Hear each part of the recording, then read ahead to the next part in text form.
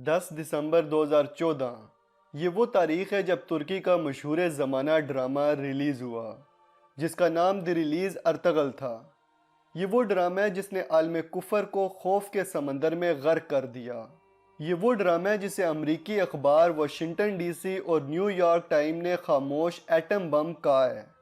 تو سوال یہ پیدا ہوتا ہے کہ آخر اس ڈرامے میں ایسا ہے کیا جو عالم کفر اس سے اتنے خوفزدہ ہیں۔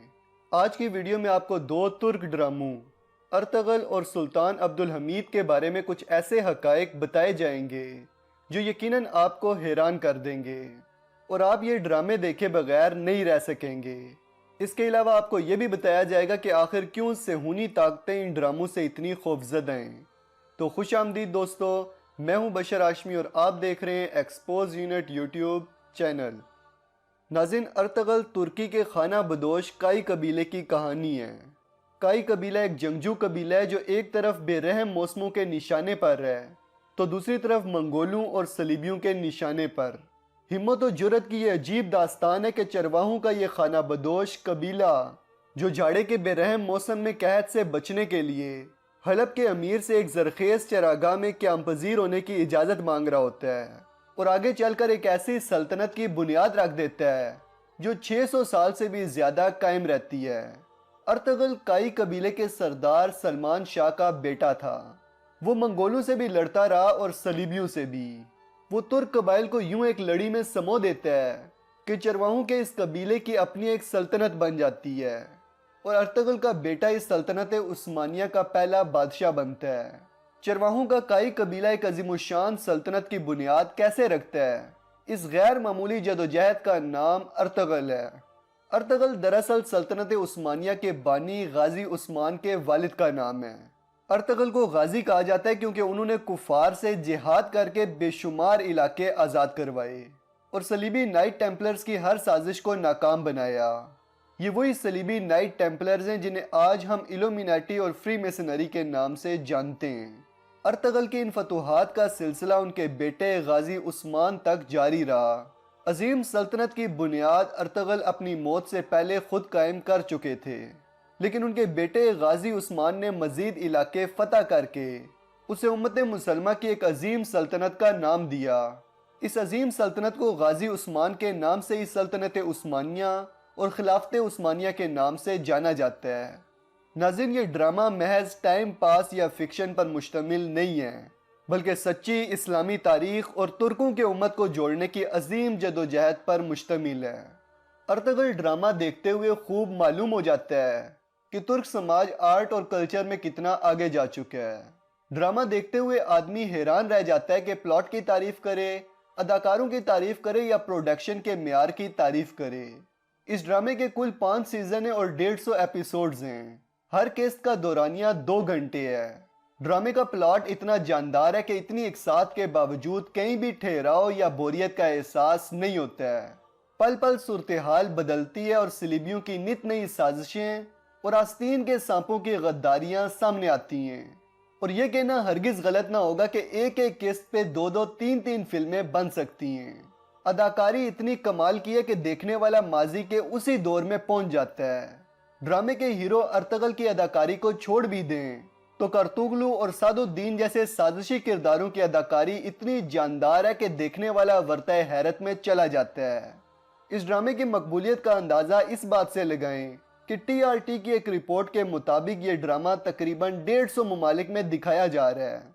ناظرین، یہ وہ واحد ڈرامہ ہے جس نے آج کے مسلمانوں پر مسلط کردہ احساس کمتری کا طلسم کدا توڑ کر پھینک دیا ہے۔ خانہ بدوش قبیلے کے اس ڈرامے کی چند قسطیں دیکھ کر آپ کے اندر وہ احساس کمتری دھیرے دھیرے ختم ہونا شروع ہو جاتا ہے جو عالم یہود اور دجالی پیروکاروں نے بڑے اہتمام سے مسلم معاشروں میں پھیلا رکھا ہے۔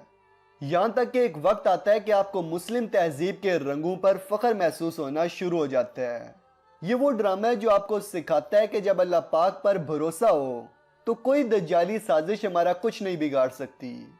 اس ڈرامے میں دکھائے گئے صلیبی دراصل ماضی کے وہی نائٹ ٹیمپلرز ہیں جنہیں آج ہم فری میسنز اور ایلومیناٹی کے نام سے جانتے ہیں، جنہوں نے سازشیں کر کے بالآخر القدس کو اپنے قبضے میں لے لیا ہے اور اب تیسرے ہیکل سلیمانی کی تیاری میں مصروف ہیں۔ ناظرین، ارطغرل کہانی کا پہلا رخ ہے، جبکہ ایک اور ترک ڈرامہ سلطان عبدالحمید اس کا دوسرا رخ ہے۔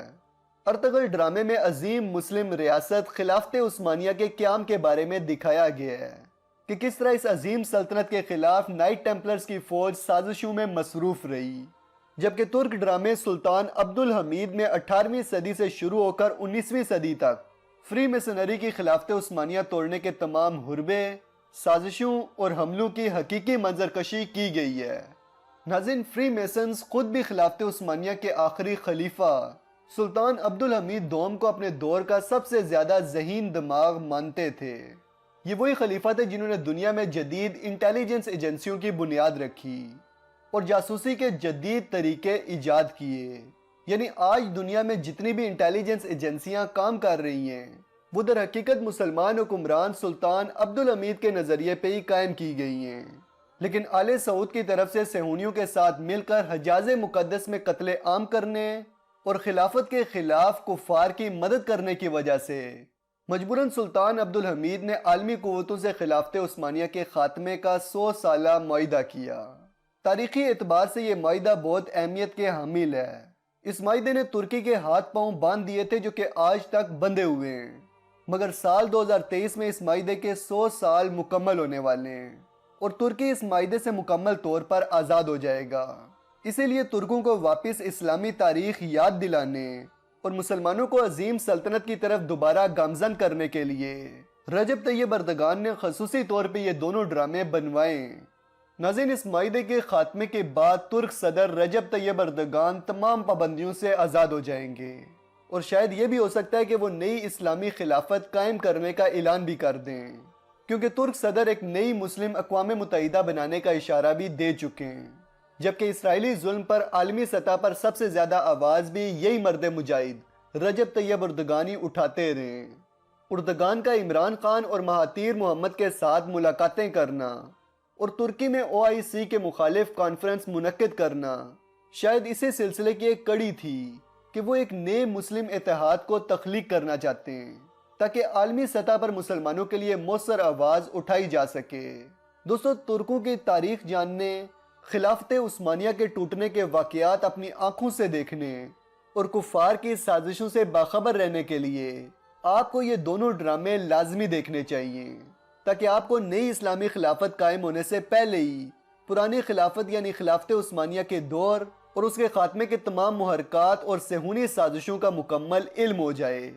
ناظرین، ارطغرل ڈرامے کا تہذیبی پہلو اتنا شاندار ہے کہ سال 2007 میں طیب اردگان کی جب ڈونلڈ ٹرمپ سے ملاقات متوقع تھی تو امریکی اخبار نیو یارک ٹائمز میں ولیم آرمسٹرونگ نے لکھا تھا کہ طیب اردگان اور ترکی کی نفسیات جاننے کے لیے ارطغرل ڈرامہ دیکھ لیجئے۔ اس کے بعد اس امریکی اخبار کی طرف سے طیب اردگان پر ایک لمبی چوڑی فرد جرم عائد کی گئی کہ اس ڈرامے کے ذریعے اردگان فلاں کام کرنا چاہتا ہے۔